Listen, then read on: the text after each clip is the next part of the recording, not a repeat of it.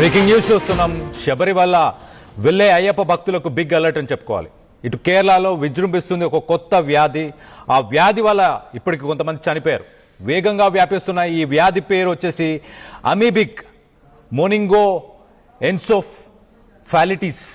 So కీలక ఆదేశాలు జారీ చేశారు ఇటు కేరళకు సంబంధించిన హెల్త్ డిపార్ట్మెంట్. నదిలో స్నానాలు చేసేటప్పుడు అప్రమత్తంగా ఉండాలని వార్నింగ్ ఇస్తున్నారు.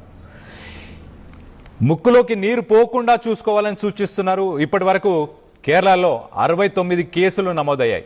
కేరళలో ఈ వ్యాధి కారణంగా ప్రస్తుతానికి 19 మంది మృతి చెందినట్టు తెలుస్తుంది.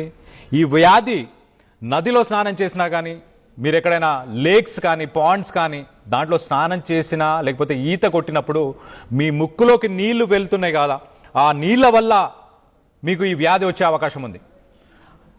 సో మొత్తం మీద ప్రస్తుతానికైతే నవంబర్లో మనం చూస్తే కనుక 150 కేసెస్ ఇప్పటిదాకా రిజిస్టర్ అయినాయి. దాదాపు ఈ సంవత్సరం కేరళలో 30 మంది చనిపోయారు.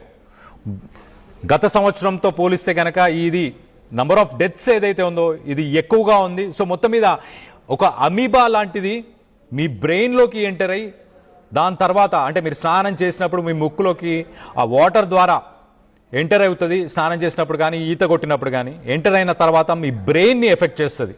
సో దీనివల్ల ఎలాంటి ఇబ్బందులు ఎదుర్కొంటారు, దాని తర్వాత సిమ్టమ్స్ ఏ ఉంటాయి, దీనికి అసలు మెడిసిన్స్ ఉన్నాయా, దీన్ని నివారించడానికి దీనికి ఏమన్నా ప్రికాషన్స్ తీసుకోవచ్చా, ఏం చేయాలి అనేవి తెలుసుకునే ప్రయత్నం చేద్దాం. మనతో పాటు డాక్టర్ వసంత కృష్ణ ప్రసాద్ గారు ఉన్నారు. ఆయనతో మాట్లాడి తెలుసుకునే ప్రయత్నం చేద్దాం.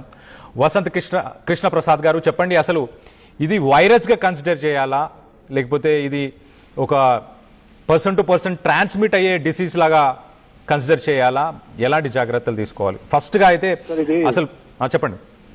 ఇది వైరస్ కాదండి, వైరస్ కాదు. It is a protozoal disease. Okay okay ఇది ఒక పౌండ్ లో ఉంటే ఆ పౌండ్ లో ఎవరైతే స్నానం చేస్తారో వాళ్ళకు ముక్కు ద్వారా లోపలికి వెళ్ళిపోతుంది. ఓకే బ్రెయిన్ కి ఈజీ ప్యాసేజ్ ఉంటుంది. ఫాస్టర్ గా అక్కడి నుంచి మెల్లిగా పాక్కుంటూ వెళ్ళిపోతుంది.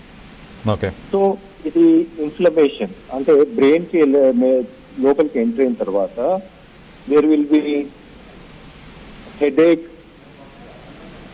ఫీవర్, నాసియా, వామిటింగ్ ఉంటుందండి. నెక్స్ట్ స్టేజ్కి వచ్చేసరికి నెక్ స్టిఫ్నెస్ వస్తుంది. ఎందుకంటే ఎన్కెఫలైటిస్, మెనింజైటిస్ అంటామో, నెక్ స్టిఫ్నెస్ అనేది రావడం జరుగుతుంది. ఆ తర్వాత కన్ఫ్యూజన్, సీజర్స్ అండ్ హాలుసినేషన్